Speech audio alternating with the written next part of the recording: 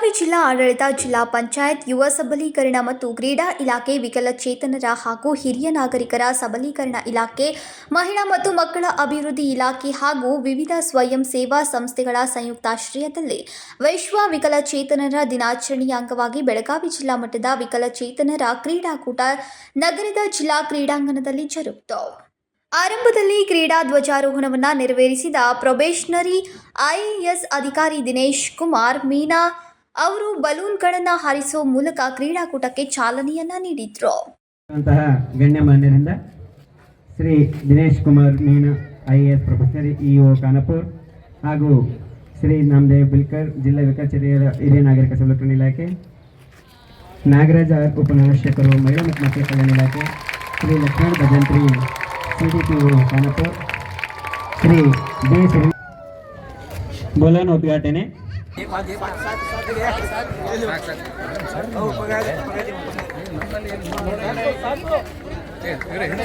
ಈಗ ಈ ಸಂದರ್ಭದಲ್ಲಿ ಕ್ರೀಡಾಕೂಟದ ಉದ್ದೇಶಗಳ ಕುರಿತು ಮಾಹಿತಿ ನೀಡಿದ ಯುವ ಸಬಲೀಕರಣ ಮತ್ತು ಕ್ರೀಡಾ ಇಲಾಖೆ ಉಪನಿರ್ದೇಶಕ ಶ್ರೀನಿವಾಸ್ ಅವರು ಜಿಲ್ಲಾ ಮಟ್ಟದ ಈ ಕ್ರೀಡಾಕೂಟದಲ್ಲಿ ಬೆಳಗಾವಿ ಜಿಲ್ಲೆಯ ವಿವಿಧ ತಾಲೂಕುಗಳಿಂದ 500ರಿಂದ 600 ವಿಶೇಷ ಚೇತನ ಕ್ರೀಡಾಪಟುಗಳು ಭಾಗವಹಿಸ್ತಾ ಇದ್ದು, ರಾಜ್ಯ ರಾಷ್ಟ್ರ ಮಟ್ಟಕ್ಕೆ ಭಾಗವಹಿಸಲು ಈ ಕ್ರೀಡಾಕೂಟವು ವೇದಿಕೆಯನ್ನು ಒದಗಿಸಲಿದೆ.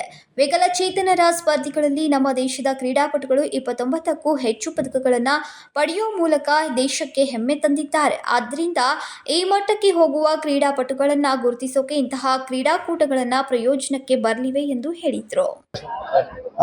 ಎಲ್ರಿಗೂ ನಮಸ್ಕಾರ. ಇವತ್ತು ಬೆಳಗಾವಿ ಜಿಲ್ಲಾ ಕ್ರೀಡಾಂಗಣದಲ್ಲಿ ವಿಶೇಷ ಚೇತನ ಕ್ರೀಡಾಪಟುಗಳಿಗೋಸ್ಕರ ಜಿಲ್ಲಾ ಮಟ್ಟದ ಕ್ರೀಡಾಕೂಟವನ್ನು ಆಯೋಜನೆ ಮಾಡಿದ್ದೇವೆ. ಸೊ ಈ ಒಂದು ಕ್ರೀಡಾಕೂಟದಲ್ಲಿ ಸುಮಾರು 500ರಿಂದ 600 ಜನ ವಿಶೇಷ ಚೇತನ ಕ್ರೀಡಾಪಟುಗಳು ಜಿಲ್ಲೆಯ ವಿವಿಧ ಭಾಗಗಳಿಂದ ಬಂದು ಇವತ್ತು ಭಾಗವಹಿಸ್ತಾ ಇದ್ದಾರೆ. ಸೊ ಇವತ್ತು ಭಾರತದಲ್ಲಿ ವಿಶೇಷ ಚೇತನ ಕ್ರೀಡಾಪಟುಗಳು ವಿಶೇಷವಾಗಿ ಬಹಳಷ್ಟು ಒಳ್ಳೆಯ ಸಾಧನೆ ಮಾಡ್ತಾ ಇದ್ದಾರೆ. ಅದಕ್ಕೆ ಉದಾಹರಣೆ ಅಂದ್ರೆ ಕಳೆದ ಪ್ಯಾರಿಸ್ ಒಲಿಂಪಿಕ್ಸ್ ಅಲ್ಲಿ ಸುಮಾರು 29 ಪದಕಗಳನ್ನ, ಅಂದ್ರೆ ರೆಗ್ಯುಲರ್ ಸ್ಪೋರ್ಟ್ಸ್ಗಿನ್ನ ಇವರು ಹೆಚ್ಚಿನ ಪದಕಗಳನ್ನ ಪಡೆದು 29 ಪದಕಗಳನ್ನು ಪಡೆದು ದೇಶಕ್ಕೆ ಕೀರ್ತಿ ತಂದಿದ್ದಾರೆ. ಸೊ ಈ ಒಂದು ಕ್ರೀಡಾಕೂಟ ಅಂತ ಒಂದು ಉನ್ನತ ಮಟ್ಟದ ವೇದಿಕೆ ಹೋಗ್ಲಿಕ್ಕೆ ಮೂಲ ಅಂತ ಹೇಳ್ಬೋದು.